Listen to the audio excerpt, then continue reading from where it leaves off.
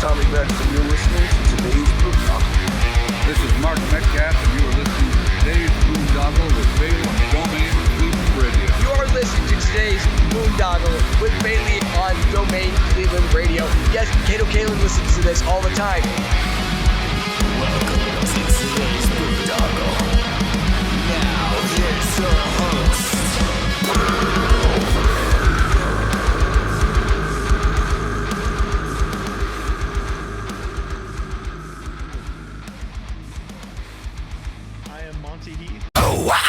Incarceration, America's rock, metal, and tattoo festival returns this summer with Limp Bizkit, Disturbed, Bad Omens, plus Gojira, Papa Roach, A Day to Remember, Motionless in White, Ice Nine Kills, Cypress Hill, The Used, and so many more. Incarceration at the Ohio State Reformatory, July 17th to 19th. Passes on sale now at incarceration.com. What's going on, everybody? It's Bill Bailey with today's Boondoggle. I've already been chopping it up with a fellow veteran. I'm talking with Teddy Amatulli. What's going on, man? How you doing? Another beautiful day in paradise, as good as we can make it, right? Oh yeah. I guess if we're on this side of the ground, you know, we got a chance, right? Absolutely. Nice. Hey, so usually when I have people on for the first time, I like to go like way back. So when you were a little Teddy, you remember what you originally wanted to be when you grew up? An astronaut. Nice. That was the winning goal. Was to. I was a fan of, Neil Armstrong, the spaceships and all that stuff. I was into sci-fi. I was like, I just want to go and see what's out there. Nice. And then I know we're gonna get into like your wrestling story. Yeah, there's plenty now, of that. That was before your time in the Army? Did I freeze? Yeah, the video froze a little bit. Yeah. I shifted. Hold on. Let me see if I can hook up to the Wi-Fi. Sorry about that. All right. Should be better in a second. Yeah, I mean it's working now. Okay, cool. Excellent. But like timeline wise, when was the wrestling? Before the Army, right? Yeah. When I was a kid, I was like the all-around athlete, gymnastics, football, track and field, baseball, you name it, everything but basketball and volleyball. Fast forward from that, I just finished state championships for gymnastics. I came in 27th in my division when I was 9 years old. And then I threw a fit because I didn't make, nationals. And my parents pulled me out of that. And I decided, me and my friends, we all watched wrestling. It was the cool thing to do. Hulk Hogan, NWO, Stone Cold shortly after. And I was like, then I saw Jeff Hardy and I was like, that's what I got to do. Nice. So yeah, you become a wrestling fan and then you decided to start pursuing that in your yes local area. Talk about like that journey. I didn't start doing shows in the local area till later, and I think I maybe got like no, I'm lying. I'm sorry. When I was training at the Doghouse, LIWF Doghouse, which was ran by Lathon, and a couple other big names were there, like Homicide, Amazing Red showed up every now and then, and I trained at that facility for a while. They picked me up out of the backyard. And then I went back into the backyard, but these guys had a ring and they were on public access. That's when I was wrestling with now known as Matt Cardona. Back then it was Brett Matthews. Then he was Long Island IC, Zack Ryder, and then I moved down to Florida after I graduated high school. And I joined this company, ACW. ACW was like the biggest booming. Them and FIP and FPWA were like the big boomers in the West Coast, Pasco County, Hernando area. And I did that for a while. made a name for myself.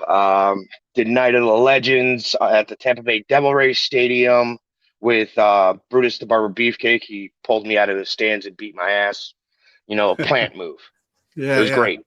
After that, I left, went and had my daughter, came back, started getting back into wrestling. And this is when I thought I had my opportunity. This is when Billy Kidman was talking with my promoter, Rough Alf Ralph Moscow. He just recently passed away too, but Billy Kidman was asking Ralph, who's ready to go up next. And he was naming off people, and I was just standing there, listening, being a good student of the game. And he was like, twisted and pointed to me. And then I started talking with Billy. They were talking about how much it's for the training, and I was a young kid with a daughter. I didn't have $3,000 in the pocket. I mean, who did at the age of 18, unless you were selling drugs or something back in the early 2000s. So I decided to join the military instead. One, because I was born and raised in New York. I was there for 9/11. My brother was a firefighter. Him and his buddies went to 9/11, and I was like, well, if he's going to do something for this country, I'm not going to be outshone. So I joined the Army. I left for boot camp January 2nd, 2008. Went to Fort Campbell, Kentucky. No, I'm sorry. That's a little fast forward. I went to Fort Knox for boot, and then got sent over to Leonardwood for AIT. And then from there, the Screaming Chickens, Fort Campbell, Kentucky, home of the Puking Chicken. And we went to Afghanistan after that. I think I was at my unit for like 5 months, if that. So let me take you back now. Let me ask you. So, I mean, you'd already been training, as a wrestler and stuff. Yeah. So you're already pretty physically fit. Oh yeah, What was like the transition for you though, coming from wrestling and then going into like the Army? The biggest problem was the cardio. Everything else was a piece of cake, being smoked, push-ups, sit-ups, flutter kicks, all that shit, front back goes, no problem. It's when we had to do the runs across, the whole base, in boot camp, they're trying to beat the shit out of you, not physically, but, trying to wear you down, and I could do everything but the running. That was, I think, my biggest problem, and being away from my family. But gotcha. After a while, I just was like, whatever. With the family stuff, it was more, I got to get this done, make myself proud of myself. Yeah, so I know that there's a lot of wild stuff that goes on in wrestling locker rooms and stuff. But what were some of the oddest things that you experienced during your time in the Army? Gay chicken. Gay chicken. I mean, there's more wild stuff, but this was like one that sticks out to me like every day almost. Not every day, because I'm not gay, but like this is a fucking retarded, ridiculous it's story. Pride Month though, so yeah. I mean, hey, fuck it, might as well tell the story. So, I don't know if you deployed to Afghan. Anyone who really knows, they either have, I don't know what they have now. They probably have better looking shit for deployments. But we had Connex showers. So we had these double-decker showers. The bottom ones were showers, top ones were showers or bathrooms. It's been a minute. But I'm in there showering, and we had this, I think at the time it was PFC, Brant Walker. Remember, this kid was out there, like a good kid, just fucking, weird. And I'm sitting there taking a shower, doing my thing. And we only had curtains. We didn't have the doors. So the motherfucker just runs in, gay chicken, wiggling his dick. I was like, bro, if you don't get the fuck away from me. It was fucking funny at the time and stupid, but I still look back at it and just, that's the way he's stapled into my mind. And like, if anyone asks me, who do you remember from your unit? I don't think I'd ever forget Walker. Nice. And then there was some other crazy times. I mean, I didn't have much time to hang out with the boys because, before deployment, I was with my wife, and trying to do the family thing because we were getting ready to roll. And then afterwards, I was dating someone because my wife, Jody, found her, so that was fun. The girl who I was with was a raging drunk, so I was always in trouble with the law, which sucked. I was like almost every other weekend I was in jail for her being drunk and being like, he hit me, and like it never happened, and they knew, but they were like, you're on probation for her saying this. I'm like, you motherfuckers. Yeah. I think the civilian side was more crazy than my military side. Well, yeah. Like, I'm talking about time frame. Like, deployment was nuts. One of the another story from deployment. It was me, Walker, and then Sergeant Walker, who was our squad leader. We were all working night shift over at the PAX terminal, and we're outside the PAX terminal. We're just chilling, smoking cigarettes, talking shit, saying what we're gonna do when we get home. Of course, the normal shit. Talking about wrestling, football, fucking all that, and it's late at night. I remember that, but I can't give you a time frame. But we're sitting there and we're shooting the shit. And all of a sudden we hear tink, tink, tink. And then we're like, the fuck was that? And there was Connexes maybe like 25, 50 feet from us. And, we could hear it clear as day, something skidded off them. So we go looking down the flight line. And there's a fucking mortar just fucking skidding down the flight line. And we're like, man, I don't know how lucky we are, but fuck. Made my butt pucker after I saw that. I was like, holy shit, I think I was like 22. Oh, shit. And then what is something that from your time in that you'll always carry with you? Punctuality. Yeah. Punctuality, and one thing that I hate that if you're on time, you're late usually, right? Fucking right. That's my thing to everyone, and I get so pissed off at people, and they're like, "Why are you so mad? We're here." I said because I said let's be out the door by like 1:00, which means 12:30. Let's fucking go, And my old lady, she gets mad at me because my buddy's trying to help me fix my vehicle. He's like, "Yeah, I'll be there tomorrow," and I'm like, "Okay, what time tomorrow?" And he gives me a time frame, and then he's there like 10 hours later, and I'm like, come on, buddy. Like, and she gets, I guess, also waking up early because the latest I'll sleep in is like 9:00. And that's if I turn around and like, all right, I'm going to be lazy today and just like roll over with the dog and turn on the TV and say, fuck it. But I wake up 5, 6 o'clock every morning. So if people are still in their bed at like 9:00, I'm flipping out. I'm like, what are you doing? The day's gone. We got shit to do. Even if we don't have anything to do, you know what I mean? No, that shit's ingrained in us, man. I had to like kind of relearn that after I had 2 daughters. Like they're not on military schedule. They're on a whole different time frame. And I mean, I used to get anxious and freak out about that shit. And I had to relearn, man. Like, it's all right. It's all right. That happened to me. I think Tuesday I had a doctor's appointment at the VA. I told my old lady, I said, my appointment's at 2:00. I need you to be at my house at 1:30. And I'm only like 10 minutes from, the VA, if that. And she's like, okay, I'll be there, So comes 12:30, I'm calling her. Babe, what are you doing?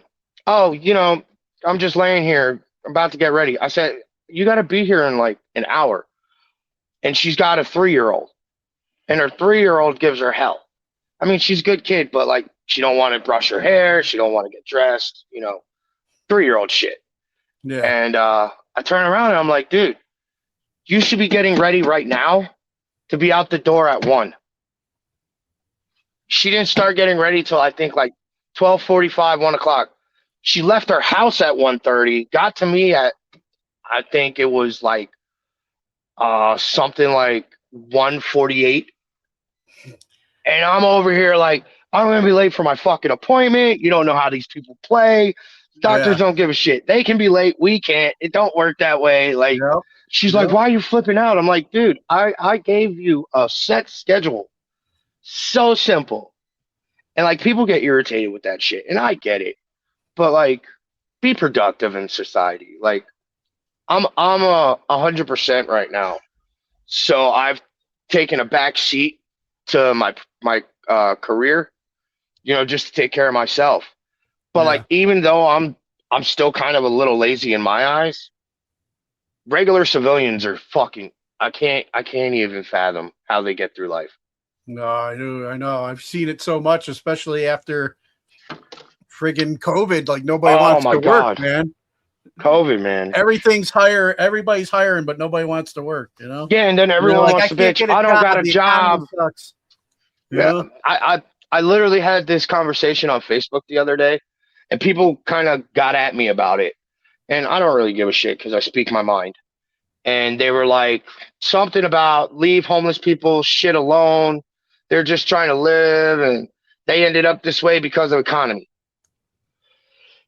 I went off because I'm quote unquote technically homeless. I live in an RV, and I'm also in at a transitional housing for veterans. Um, I went off. I was like, no, people are homeless because they're lazy and they want to do drugs or they want to get high and they want to drink. And I said, you can't sit here and blame it on economy because there's jobs everywhere. I said, listen, I've never been homeless in my life until recently, and that's kind of by choice. I like the RV, you know? Yeah. I was If your like, neighbors piss you off, you can move. fucking right. Well, except for right now. That's why I'm stuck where I'm at. My engine's a little messed up, but that'll be all right. But everyone's like, oh, you're so insensitive, and people aren't just homeless because they're drug addicts, and da da da. So I pulled up, a fact sheet off of Google. Said like 65 to 75% of homeless people are addicted to something. I was like, yeah, Mm. there's mental illness that cause it, and other lively events, but 9 times out of 10, someone's got a syringe in their pocket or they got a meth pipe, or, you know what I mean? And Gotcha. that's coming from someone who uses. I'm not talking down about people that use. I'm talking down about people that want to defend that it's okay that these people are this way. Like if they're that way, they don't want to change it, let them be. Don't defend it. Yeah. I'm sure you can identify with this. I definitely can be in recovering. When I was getting fucked up, I didn't give a shit.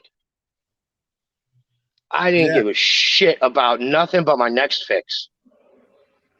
Yeah. And And still some days, even sober, I struggle with just not caring about anything but getting what I want, right, my way. I've been very selfish. I'll admit that, like extremely. And it's taken me a long. I would say 15 years roughly. I was on a coke bender. I not one day did I stop doing coke. And come November 27th, it was my day. I well, a little sooner than that, but I relapsed, and then 27th was my clean day. I packed up all my shit and I moved all the way from Florida across country just to get away from drugs. And everyone's like, "Oh, you're going to Reno, you're going to Nevada. You're just going to keep getting high." I said, "See, that's not the thought process you need to have when you want to get sober." Yeah. I said, when I was going out there, I wasn't looking for drugs. I wasn't looking for no one who did drugs. I was coming out here to get clean, and by the grace of God, my nose is fucked up from getting punched in the face and stuff, but I can still breathe in the morning now. Yeah. Yeah. Great. Now let's take it back to your time in the Army. Like you were telling me a little bit about like when that ended up wrapping up for you, or came to an end. Yeah. So we got back from Afghan, and I was dealing with what I now know was PTSD. I was dealing with those issues. I didn't think of it at all when I got back. And I was also dealing with, losing my daughter to my ex-wife because she just took her and left state. And I kind of just turned into a shitbag. I mean, I jumped up to specialist in like a year and a half, which is pretty fast from what, I know. And I got home and I threw my career out the window. I didn't give a shit. I showed up to formation drunk. Got into a lot of trouble outside of the military. Nothing too serious, but DUI, bullshit charges. And I re-enlisted 4 months after for another 4 years. 4 months after we got home, I Mm. re-enlisted. And I kind of felt like they didn't really give a shit what I was going through. And I didn't really give a shit what they were telling me. I mean, this is me looking back. And I kind of got that victim mentality, that, oh, you're just being a dick because, I'm doing better than you, or you're just being a dick because you don't want me to, jump rank and get ahead, or, I was just being a stupid young kid. I was like 23, 24, Yeah. Fucking, Just trying to and I navigate squat. life. You know, What? just trying to Mitigate life, yeah. navigate life. Yeah. You And know, I didn't know how to do it. Going through the divorce and being miserable and then turning into a drunk. Like, when I say drunk, I had a half keg in my house damn near the rest of the time I was there. And that was a big fucking mistake. That didn't fix anything. It just helped me ignore it all. Pour gas on the fire. And So yeah, so then your time ends up coming to an end. yeah, so I got chaptered out. It was a failure to adapt. They said I had too many articles, and the funny part of the Article 15s that I did get while I was in were not really military related. I think there was one that I talked back to an NCO during deployment, and everything else was my wife was calling, telling them to give her my BAH and separate rats, because she had my daughter, and they were like, well, we're going to give you an Article 15 if you don't give her your money. I said, why don't you ask Jody for the money? Mm. I said, you guys hem us up if we go cheat on our wives. Yeah. But we're You're over gonna here doing the reward her, damn thing. Do what? They're going to reward her. Right. Know? So I just, to backtrack to my deployment, the biggest part why she made the phone call is when I signed on, I got a $20,000 sign-on bonus. Mm. 10 grand hit my account when I was deployed. And she tried accessing the account, and I fucking cut that off. And the next day, my chain of command's like, Tully, come into the office, blah, blah, blah, blah, blah. I'm like, the fuck? They're like, your wife reached out to this, that, and the other, and saying you're not supporting them, and blah, blah, blah. I was like, whoa, whoa, whoa, whoa, whoa. I'm the one that signed on the checkered line for that 20 grand. I didn't get paid 20 grand because I had a family. I got paid because I signed for my MOS. Shut up. And that's where the ball started with that. Gotcha. Yeah. So then, Sorry, go ahead. I loved my whole time. Most of my time while I served, the camaraderie, the brotherhood. The unit was okay. It was the 101st. I was 159th Aviation Support Battalion. We were just aviation support. I was an 88 Mike. But I loved what we did. It's just when you're young and you're stupid, and then you got someone else causing problems in your life. Yeah. You kind of get hemmed up. Gotcha. So what is one of your greatest hopes for the country that you've been willing to give your life for?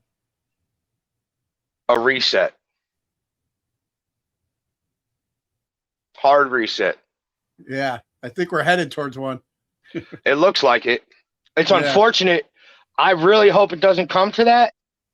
But this, I hope I don't get like stalked for this, or like I'm gonna get shot or some shit. But the government's fucked. Yeah, oh yeah. And the people just want to bitch and moan and not do anything about it. Regardless if we do anything about it or not, we're gonna be fucked. I thought Trump was gonna be a great candidate, and don't get me wrong, I'm a fan of what he did his first term. Yeah. Right now, I'm not too happy the direction this world's going. No, especially with like all the police. What? We're on the same page. Okay, thank God. I mean, especially with like all this police state shit starting to pop up. The cars are now gonna be installed with retina cameras and all this other shit to analyze if Flock you can drive. cameras, The Palantir. flock cameras, that's Yeah. another huge one. And then this gas crisis, now that they're turning gas into shit to destroy our old vehicles, so we have to buy into the bullshit. Yeah. You know, it's I think of it like this. I remember Judge Dredd was one of my favorite movies as a kid, and like all the futuristic what the world's gonna be like, and I sit here like Total Recall and shit, and I sit here and I'm just like, holy fuck, it's like Yep. you look back and they They were telling us. say cinema reflects reality or some shit like that. Oh yeah. And it's All fucking predictive wild. programming. you know? It's fucking wild. Yeah. And it's scary. It's scary as hell. Oh yeah. It's like some days I sit back, seeing everything that's going on, and I'm like, okay, I'm 53. Yeah, I got more years on me, but I had a pretty good run, Yeah. But I'm worried about our kids. What kind of kids are they gonna have? Speaking of that, the girl, my old lady, she's like, oh, we talked about kids because who doesn't, Yeah. And she's like, I might want another, and I'm like, fuck no. One, I'm 40 years old. I'm not changing diapers at 50. I mean, I'm not gonna necessarily changing them at 50, but it might take a minute. Yeah. Besides that, like, who knows if we're gonna be alive in 20 years? You think about it. This AI shit is taking over, Mm-hmm. and they're talking about people are getting FaceTime calls from their kids and shit, and their kids are in the house now, and it's an AI call, and like, it's terrifying. Yeah. Oh, yeah. Like, yeah. Send money. We got your kids. Yeah. Whatever. Yeah. Yeah. I think the best thing that could happen right now is delete all technology and start from fucking scratch. A big EMP blast, take everything out. Yeah. I mean, it's crazy. You look at Mad Max. Yeah. That's what I feel like something might happen in the future. It's not out of the picture. They're talking about water. They're talking about electric shortages for these data plants, and the water is turning to like brown sludge in, I think, Georgia right now. I think I saw. Yeah, from the data centers. Yeah. Yeah, it's like we're just killing ourselves, and I don't mean us in general, but like the government. This shit's all been a plan in my. Call me a conspiracy theorist, but you don't go along with the agenda, they try to kill you off. Dude, it's funny. It's like, I mean, I wear the same tinfoil hat, But after you had done time for the government and how the government operates, it's like the they live glasses, It's like see it all differently. And it's hard to explain to the people that just want to trust and believe that everybody cares about them and it's going to take care of them. And yeah, right. We got a bunch of useless eaters. They don't need no more, man. And I think, especially after 2020, I think they've been doing what they need to thin the herd because they know AI is they're not going to need as many people, No. And like, I heard about, so COVID was supposed to do the whole clearing out, in my opinion. Yeah. Supposed to, cut down the herd.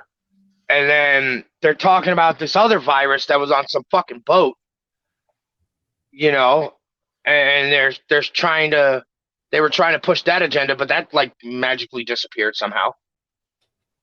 Yeah, I think a lot more people are wise or hip to the game, so they gotta change the script, If anything, 2020 woke a lot of other people up too, You know what? I really think Biden woke a lot of people up. No matter how stupid you are, to sit here and think that Biden was not Obama and they weren't doing a secret agenda to fuck everyone off. They opened the floodgates for illegals to come in. And I I believe in citizenship, like people getting their citizenship, Yeah, because yeah. Doing it the right both way. my parents, my father's from Italy and my mother's from Germany, both off the boat. And then one of my closest friends in the military, Christian Lewin, he was a Haitian who joined the military to get his citizenship. So I believe do it the right way. Hmm. But all this other nonsense, non-vetting, children trafficking, all that shit, dude, you did that to set us up for failure. Yep. And then to piss off the American people and give all these motherfuckers like 10 grand a month and put them up in luxurious hotels and stuff. I mean, I don't know if the money was right. I don't know if that's the exact number, but that's what was going around, propaganda bullshit. Yeah. But to do that for people that don't give a fuck about your country, you got hundreds and thousands of veterans And we got to homeless. fight for our benefits, every little Right. bit, That and we're homeless, and they make facilities for us on the VAs, but they're fucking crack houses. Oh, shit. You know what I Yeah. mean? It's sad. It's sad that we go and do our thing for the country that we love, that supposedly is going to take care of us, and then we come home and Yeah. either you sit there and suck the mighty green weenie for the rest of your life and hope it ends up being right when you get out, Yeah. or you get out and you're fucked. Like when I got out, I was a lost cause. Lost cause. And I'll tell you the thing that changed it all was the music industry. Yeah. I want I to get had into that with you. Where, like, when did you that decide to get into, like, go to Full Sail and follow all so that? where it came up to Full Sail, rewind to like 2011, 2012. When I was deployed, I've been friends with DJs my whole life through the rave scene, And then when I was deployed, I decided I wanted to start DJing. So figured out how to kind of learn how to DJ. Came back to New York after I got out of the military, and I started DJing in the underground. I realized I kind of sucked. I mean, I wasn't terrible, but I wasn't going to go nowhere. I wasn't going to make any money. Yeah. And I was like, so what do I do to still live my dream of being involved in music? Because music's been there. Shit, my first albums were Meatloaf's Bad Out of Hell, Korn's original album, and Biggie Small's memorial album, and Elton John's album to what the fuck, Princess Elizabeth or whatever the fuck. So music's been there my whole life. Fast forward to 2013, 2014. Finally decided I sucked at. I didn't suck, but I wasn't going nowhere. My buddy was going to Full Sail 2016 or 15. He went right before I did. He was like, yo, I'm going to this school. He started bragging about the school, talking about it. And I was like, I have the GI Bill. I don't got to pay shit. And this school's $90,000 for 2 years. Wow. This was back in 2016, 16 or 17. So I was like, all right, cool. Where's it at? Perfect place, Florida, Winter Park, Florida. So I love Florida. Go back down to Florida. Start going to school. School's a good school. I won't knock it. It's great for connections. If you're a fast learner, it's fucking awesome. Now, when Me, you on were the other- there going to What? school, when you were there going to school for that, and you with your wrestling background, was NXT going on down there too? during that Yeah, time? NXT was happening, but they only picked up people that graduated. Okay.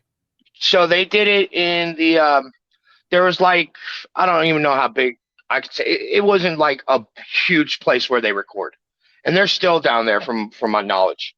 But I went to a couple of shows out there, and it's like an auditorium size place, like a basketball, maybe a little bit, maybe more square, but or the gist of it. And I wanted to get into that. I started talking to people. They were like, "Oh, well, only alumni mainly work there, or people about to graduate. So I knew some people who knew other people down there that owned a company for production. And like a year into my schooling, a guy was like, "Hey, I need someone to come work. I'll pay you." I think it was like $18, $17. I was like, "Whatever, dude. I'm gonna go learn on the job. It's cool." So I go. First job I did was Carnage Fest, and that's where I was like, "This is perfect. This is what I want to do." I worked with Wiz Khalifa that day. It was Wiz Khalifa, DJ Carnage, Borgore, and this is where I met Shaquille O'Neal. Man, let me tell you, the funniest, biggest motherfucker I've ever met in my life. Nice. And Kevin Hart tells a story where he's like, if I stand next to Shaq, he could just drop his dick on my head.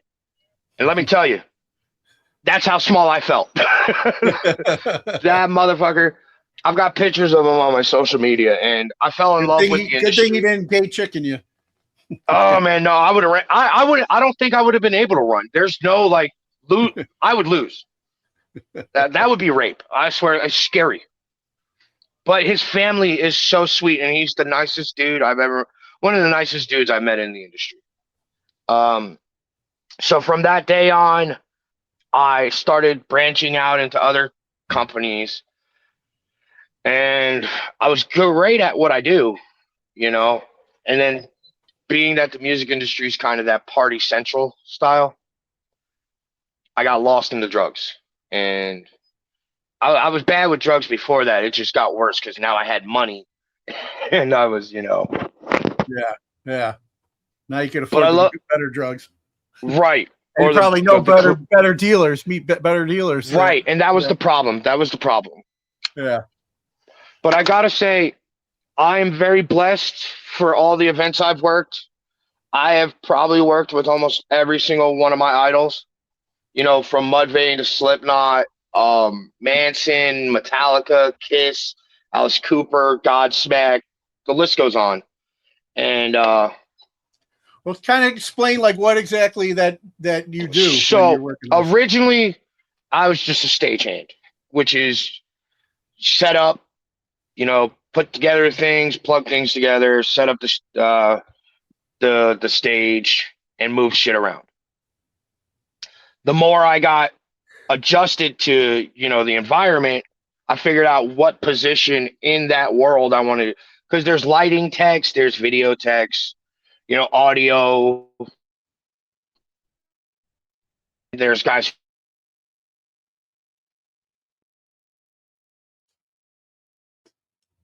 So it was between lighting and video to, invest myself into. So I decided to go with video. And the reason I went with video was because it doesn't take a rock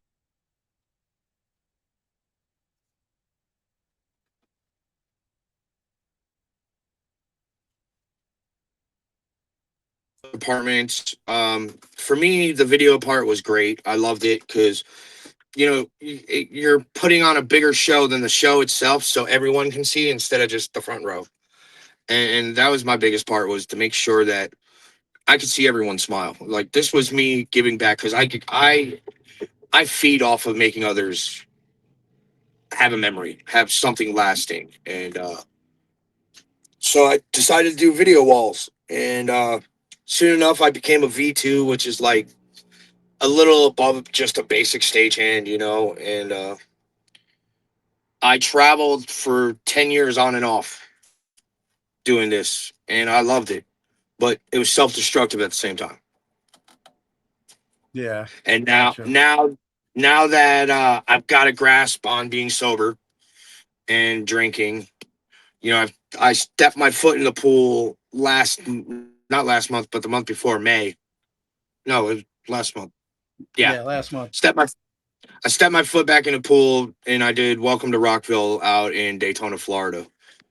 And the what was that WP experience like for you? Oh, I've worked with them so many times. and I prefer not to speak the politics of it because I don't know who's listening. You know, you don't want to muddy the water, but Yeah, the exactly. show environment.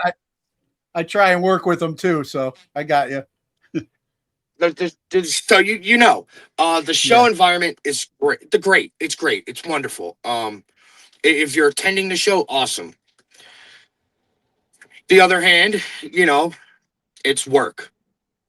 You know, it's a work, and it's a lot of. It's also a lot of who you know. You know, depending on how things go. And being that I've worked for DWP for the last 6 years doing Welcome to Rockville, I've done Louder Than Life, Bourbon and Beyond. I have yet to do Incarceration, Sonic Temple, and Aftershock, and I was supposed to go do Incarceration this year, but because of my truck being down, I had to call out. But I'm supposed to go hopefully. I mean, this is what me and one of our good friends, Mary, talked about. I'm supposed to go and help with Aftershock with the Taylor Foundation. Nice. Yeah. And I'm I doing wanted it, I wanted to bring Mary up too. Like, so you met her at man. Rockville, our good I, friend Mary from I the met Taylor her. Foundation. I met her. I want to say 4 years ago. Okay. I met her at 4 years ago, just because I was walking around and you spot the tents, and I saw the tent and I walked in and I was looking around and they're all about EMTs and first responders and the veterans and PTSD and any other elements and I sat there and I just looked around because they have this awesome board that they do. I think it's the Tell Your Story board. Yeah, with the And string. yeah, Yeah. and I just sat there and I was on a break, so I was just soaking it in because it's amazing. One, Mary is wonderful. I love her. She's great. We don't talk all the time, but when we do, it's heartfelt. It's meant. Yeah. Yeah. And if it like I've had people try to talk me into being sober and everything else, and being using substances, there ain't no talking shit into you unless you're ready. Yeah. And after like seeing that and like realizing that like my PTSD and everything else, big stem from substance abuse. It's not just I want to get high, I want to forget. Yeah. And after talk to Mary for quite a bit, I went to that tent almost every day for that rest of that festival. Hmm. And every single year I look forward to Welcome to Rockville because I get to see Mary and we get to cut it up and updates and I I just I love what Corey set up and the people that he set in charge of that. I think is awesome. It's Yeah. it, it, Mary's it I really amazing. man, and then And then he's the then one that to connected us. So, I was I'm about to always say grateful for, I you was know, about to say to speak more on Mary. Not only have I met you, but I've met a couple of other wonderful guys. There's my buddy Wayne. I call him Mike Wazowski because his last name kind of sounds like it. But he runs this foundation. It's called the Project Refit. They do retreats for veterans and emergency response, and he gives back and he does so much. And dude, that place is all. Those guys are awesome, and they put in the work. And then I've also met through him and Mary. I met this other guy, Zach. Um, and me and him just clicked. Another combat vet. All three of us are, and I've from Mary, I've grown a little support group. Regardless if you guys are next to me or you're all the way in Georgia, I know there's guys I can turn to now because of Mary, and I'm so grateful for that. yeah, man, she's It's hard. amazing. It's Love hard her to to death. connect with people nowadays. Yeah, it is, man, because it's like kind of like what we were talking about earlier. It's just like we see things a certain way, and it's just like, you know, ignorance is bliss, I guess, Man, for some yeah, people, but you know, not for us. So it's like hard to kind of like dumb ourselves down to talk about shit that yeah, don't really fucking matter, you know? right. And I think it was you that we were talking about. Is like now I have a hard time just being normal now that I'm not using. Yeah, yeah. Like The adjustment. like I told you, you know, I think yesterday too. It's just like when I do this podcast, this is as much for me, you Yeah, know, anybody else. This is my therapy because I've been sober a long time, but I still get anxious talking to people. I still get that man. fear That's in my head, you know, that's and it. That's it. this is my therapy, man. Yeah, that's it. I was talking with Wade the other last night, I think it was. I told him, this time it's serious, like my sobriety and like doing all the right things. I told him, because yes, I told him I went to the group yesterday because you invited me, and I was like, I'm Yeah, being really serious about it this time. And I turned around and I told him, I said, I'm not sitting here saying it to tell you. I'm sitting here to tell you that it's reminding me at the same time, that I'm serious about it this time, because sometimes, we have a hard time having faith in ourselves.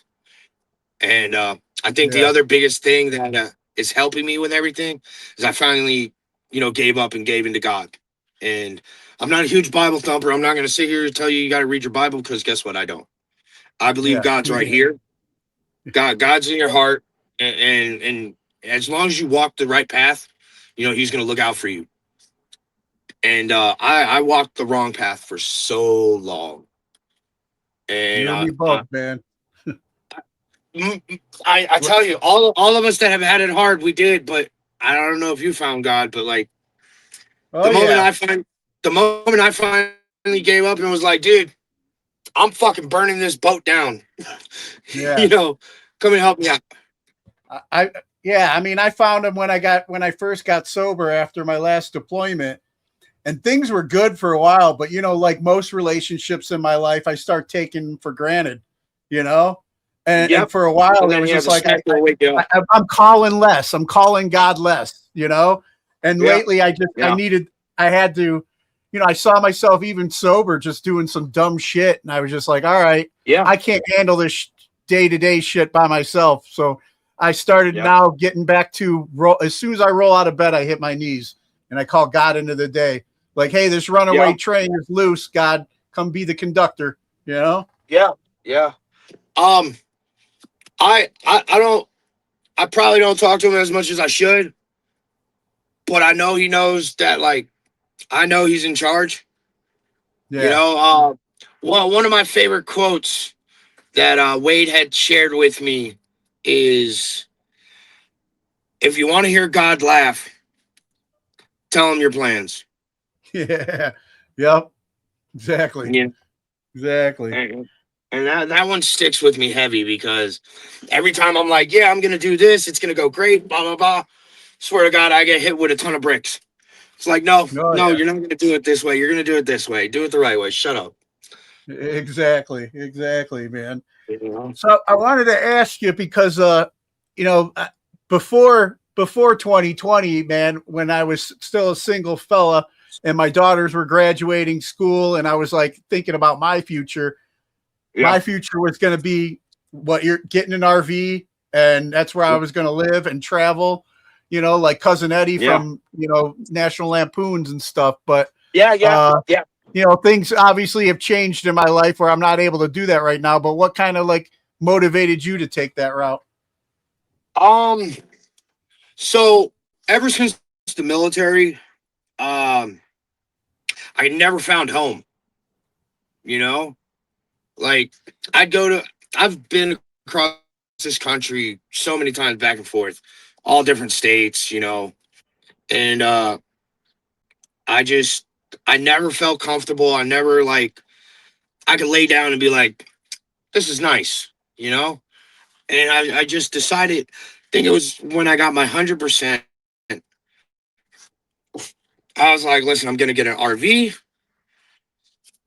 I have enough money to pay my insurance from that, and I have enough money to pay my phone bill, and then gas, and I'll fucking fish if I need to eat. Yeah. And I was like, I want my biggest thing, my biggest plan with this whole RV. Once I get it functional again, which shouldn't take much. They think it's the starter and fuel pump. Um, my biggest goal with this bad boy is to go to all the monuments and go to all the forests and I'm born and raised in New York, right? Yeah. You would think Yeah. I've been to you would think I've been to Niagara Falls, right? Never Yeah. been once in my life. Never in my life. So Yeah, and the beauty of us being 100%, you get the free access to the national to parks all and the stuff too. national parks. And that's my Yeah. thing is like, I want to go to Yellowstone. I want to go to Yosemite. I want to go see Mount Rushmore. I want to go see, all the things that people normally don't get to do in their life. And Yeah. I am luckily blessed. Well, I mean, I'm not blessed. I'm fucking psychotic sometimes, but I'm blessed that I'm 100% and I'm able to hopefully achieve all these things before I die. That's awesome, man. Awesome.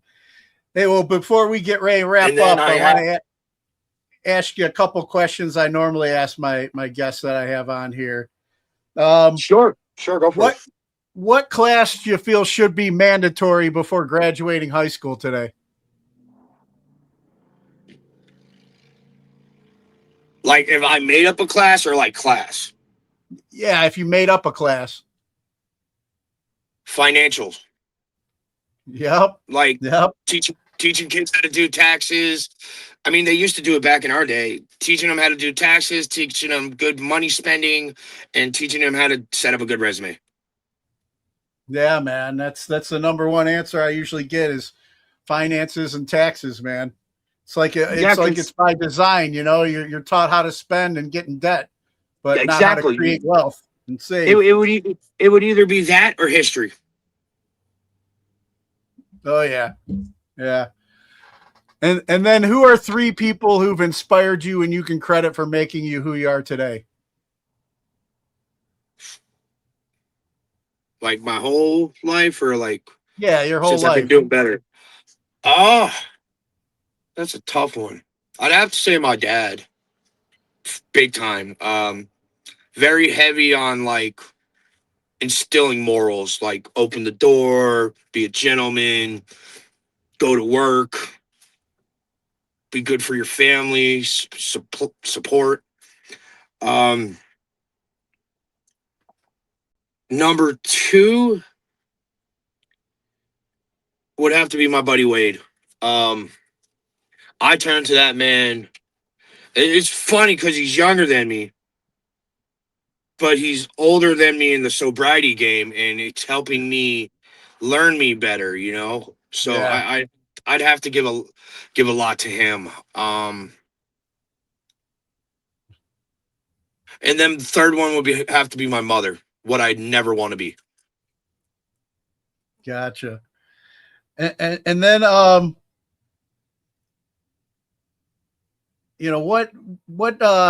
going back to wrestling, I don't get to ask this one too often. Sure, But sure. who was your favorite all time? Man, that's a tough one because there's so many different generations. I want to say Triple H, but then there's Shawn Michaels, and then there's Randy Orton. Oh, this is so tough. God, I'll give you my how many heads are in Mount Rushmore? 5, right? Your Mount Rushmore. All right, yeah, give me your Mount I'll give you Rushmore. my Mount Rushmore. I'll go Triple H, Undertaker, Orton, Stone Cold, and Mankind. Nice, nice. And then any message you have for our military brothers and sisters currently serving overseas? File every fucking injury. Listen to your chain of command, but if you don't think it's right, question it. And the Army's your job. Your family's number one. Yeah. Nice. Nice. I wish I thought that way back in the day. Yeah. Yeah. We learn as we get older. With Yeah. age comes wisdom, and with sobriety too. Once we start drying our head out. You know? I tell you, since I got sober, I think so much more clear. But I'm also on like some peptides that are for like clarity and mental health, and it's such a different beast from being paranoid and crazy and drunk and high, and to everything just slows down and you can sit there and like think. Nice, man. Well, Teddy, man, it was great talking with you. I appreciate the time, Yeah. dude, and we'll be keeping in touch. I'll send you some more links for some other meetings. Please. Please. Thank you, Bill. All right, brother. Thank you. Thank you. Have a great one. You too. Alright! Listen up! Hold on to your seats. Grab your girls, grab your beers.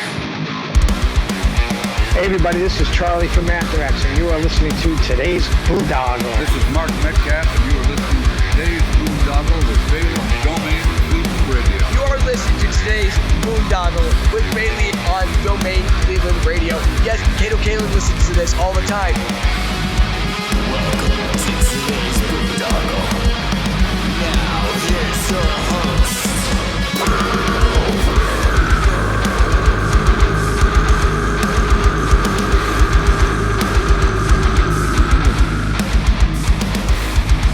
I am Monty Heath, so one Heath, and you are listening to today's Boondoggle. Hey, what's up? It's John from Skillet, and you are listening to today's Boondoggle on Domain Cleveland Radio.